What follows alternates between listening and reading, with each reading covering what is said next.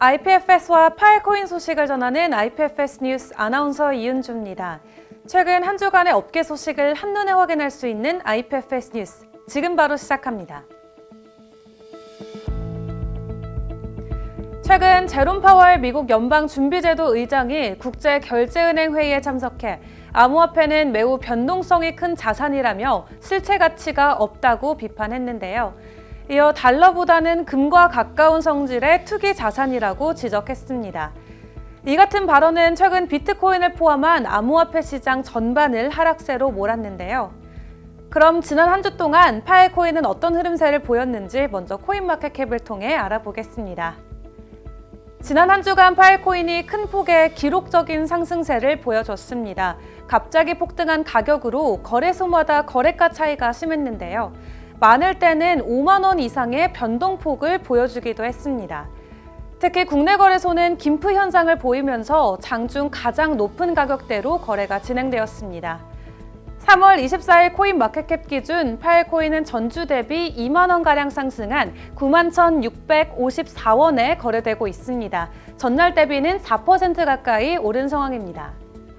최근 그레이스케일의 신탁 투자 상품 출시 소식이 큰 호재로 작용한 모습인데요. 거래량 또한 대폭으로 증가했습니다. 파일코인 24시간 거래량은 전날 대비 70% 넘게 상승하면서 2조 2천억 원대를 돌파했습니다. 현재 시장에서는 6천만 개에 가까운 파일코인이 거래되면서 전체 물량의 3%대를 넘어섰습니다. 현재 파일코인 시가총액 순위는 20위입니다. 주중 한때 18위까지 올랐었는데요.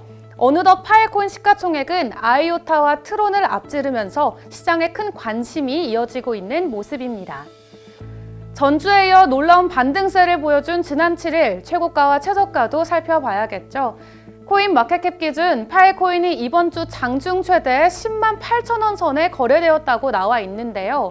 국내 거래소 업비트 BTC 마켓에서는 파일코인이 홀로 독주하면서 한때 15만 원 선을 돌파하기도 했습니다.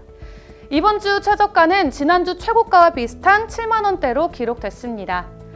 이어 파일코인 거래소별 거래 현황 살펴보겠습니다. 후오비 글로벌에서 20% 이상의 점유율을 보이면서 현재 91,497원 선에 거래되고 있습니다. 이어 바이낸스가 10%의 점유율로 후오비와 비슷한 91,502원에 거래되고 있습니다. 국내 거래소 업비트 BTC 마켓에서는 글로벌 거래소보다는 높은 11만 원대에 거래되고 있습니다. 이어 마이닝 현황 살펴보겠습니다. 현재 파일코인 네트워크에는 1,600팀 이상의 마이너가 참여 중에 있는데요. 커뮤니티가 확장되어 가면서 어느새 네트워크 스토리지 파워가 3.5 엑비바이트를 돌파했습니다. 이어 채굴량 살펴보겠습니다. 지난 24시간 동안 채굴된 파일코인은 35만 7,684개이며 그에 따른 블록 리워드 25.49개입니다. 현재 블록 높이는 60만 8,145개를 기록 중에 있습니다.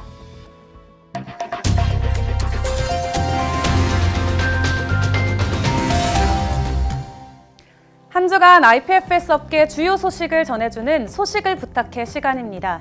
첫 번째 소식입니다. 지난 18일 오후 12시 국내 암호화폐 거래소 코인원이 파일코인 원화 거래 지원을 시작했습니다. 이로써 파일코인 원화 거래는 코빗에 이어 두 번째인데요. 14만 원대로 열린 거래장은 이내 안정세를 찾아가며 평균 거래가 9만 원대에 안착했습니다.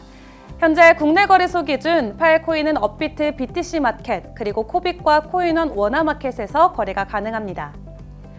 다음 소식입니다. 암호화폐 기반 신탁 투자 상품을 운영하는 디지털 자산 운용사죠. 그레이스케일이 선보인 신규 신탁 상품 5종에 파일코인이 최종적으로 선종되었습니다. 그레이스케일의 신탁 투자 상품 출시 소식으로 5종의 암호화폐 모두 큰 주목을 받았는데요. 해당 소식이 전해진 후 코인마켓캡 자료 기준 파일코인은 42% 급등하면서 시장에 큰 이목을 끌었습니다.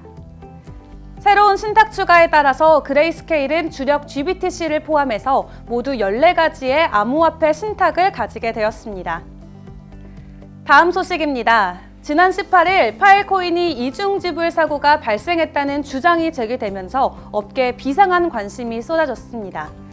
파일코인 채굴업체인 파일폭스와 파일스타가 지난 18일 61,000 파일코인을 바이낸스로 전송하면서 시작된 이번 사건은 네트워크 혼잡으로 인해서 기존 트랜잭션을 취소하고 지불 수수료를 높여 다시 전송하려 시도하다가 발생됐는데요. 트랜잭션을 취소하는 작업이 실패하면서 바이낸스의 입금 계좌에는 파일코인의 양의 기존의 2배인 12만 2천 개가 입금된 것입니다.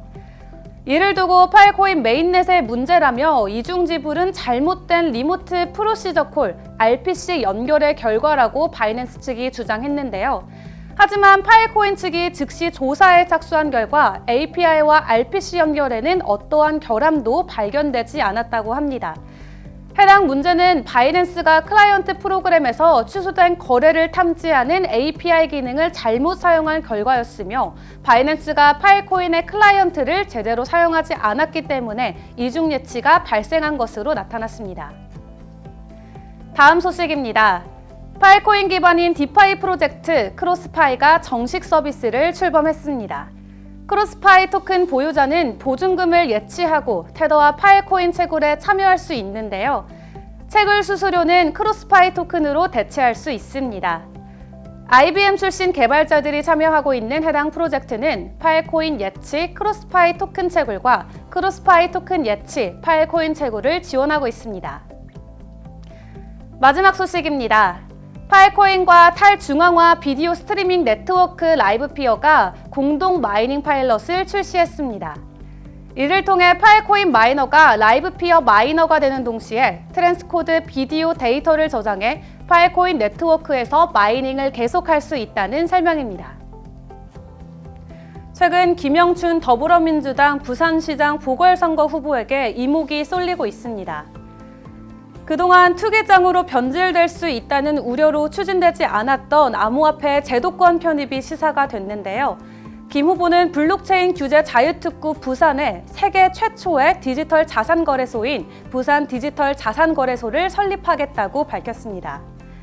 더불어 소상공인과 서민의 금융 서비스를 위한 지역 인터넷 뱅크 동백뱅크를 설립해 소득이 적고 신용등급이 낮은 금융사각지대에 놓인 서민들에게 편리한 금융 서비스를 제공할 수 있도록 하겠다고 전했습니다. 다음 주 IPFS 업계에는 또 어떤 소식이 함께할지 기대하며 오늘 준비한 IPFS 뉴스 여기서 마치겠습니다. 시청해주셔서 고맙습니다.